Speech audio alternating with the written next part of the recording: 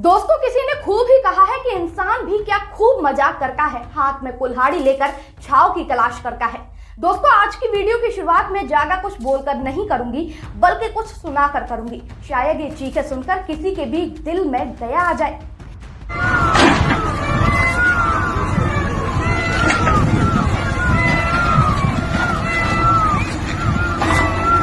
Video में आपने सही से अगर सुना होगा तो ये आवाजें पशु पक्षियों की है, जो चीख चीख कर कह रही हैं कि हमें बचा लो, हमें बचा लो।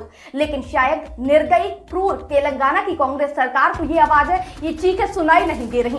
तेलंगाना सरकार के द्वारा कांचागाची बोबली के 400 एकड़ जंगल की नीलामी पर्यावरणीय विनाश की पराकाष्ठा है। ये कदम जैव विविधता, पर्यावरण संतुलन और स्थानीय समुदायों की आजीविका के लिए घातक है। क्या यही पर्यावरण संरक्षण का मॉडल है?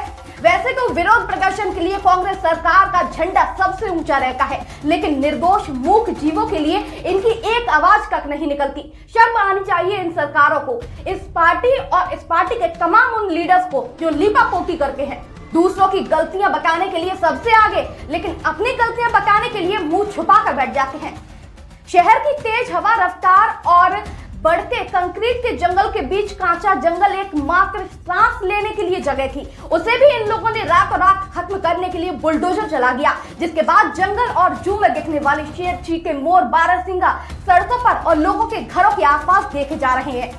वहां के लोकल लोग और हैदराबाद विश्वविद्यालय के छात्रों ने इस मामले में विरोध प्रदर्शन किया। दोस्तों, हम इंसान भी कैसे हैं? वैसे हम लोग होली पर कहते हैं कि जानवरों पर रंग मत डालो, लेकिन आज हम क्या कर रहे हैं? उनके जीवन के रंगों को ही हम छीन रहे हैं। दोस्तों, बीजेपी की सरकार हो या फिर कांग्रेस की सभी पार्टियां, ये सब मिलकर पर्यावरण को खत्म करने पर तुली हुई हैं। जंगलों को विकास के नाम पर खत्म किया जा रहा है और विकास भी इनसे हो नहीं रहा।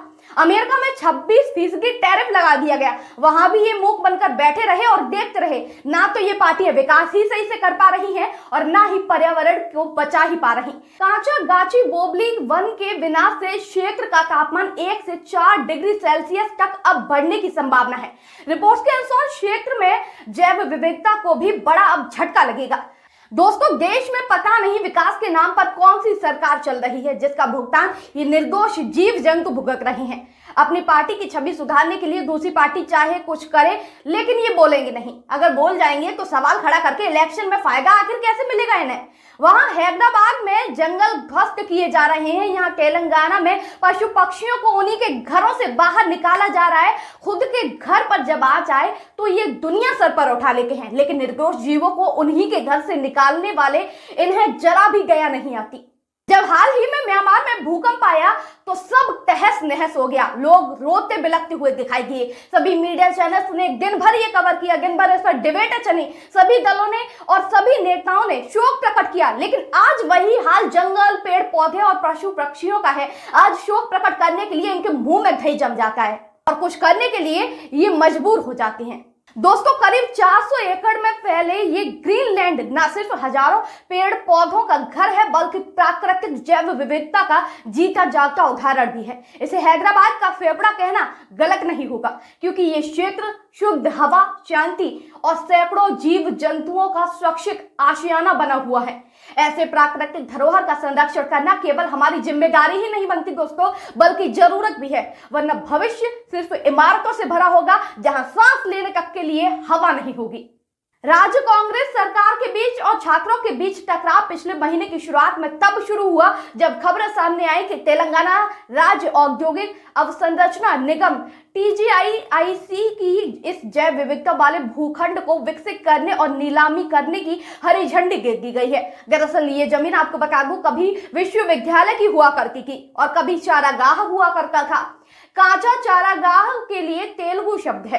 प्रदर्शनकारियों ने बताया कि इस परियोजना से शहर में हरियाली का एक दुर्लभ टुकड़ा अब खत्म हो जाएगा। लेकिन जिन छात्रों पर लाठीचार्ज किया गया और यहां तक कि उन्हें हिरासत में भी लिया गया, शिक्षकों और नागरिक समाज के द्वारा लगातार अभियान चलाए जाने के बाद 3 महीने को सुप्रीम कोर्ट ने बहुत देर से ही सही, लेकिन संज्ञान लिया। खुद ही संज्ञान लिया और तेलंगाना के मुख्य सचिव को यह सुनिश्चित करने का निर्देश दिया कि कोई पेड़ नहीं काटा जाएगा। GIS विश्लेषण साई कृष्णा ने बताया कि 400 एकड़ के भूखंड में 17,700 से अधिक पेड़ों में से 10,000 से अधिक पेड़ अभी पहले ही काटे जा चुके हैं। एक तरफ दोस्तों दिल्ली में बीजेपी की सरकार है, लेकिन ना तो अभी तक यमुना की सही से सफाई हुई है और ना ही ये लोग प्रदूषण पर कुछ कर रहे हैं। दोस्तों आज जरूरत है पौधे लगाने के साथ साथ पुराने पौधों और उन पेड़ों को बचाने की भी, लेकिन सभी मूर्ख पार्टियों सुनो इनकी चीखों को। म्यांमार में जो लोग मारे गए उन्हीं की तरह ये जीव भी मर रहे हैं और ये चेतावनी सुन लो, अगर निर्दोष प्राणियों का आशियाना उजाड़ोगे, इन जीवों का आशियाना उजाड़ोगे तो उसका अंजाम तुम्हें बहुत बुरा भुगतना होगा। उसके लिए तैयार रहो।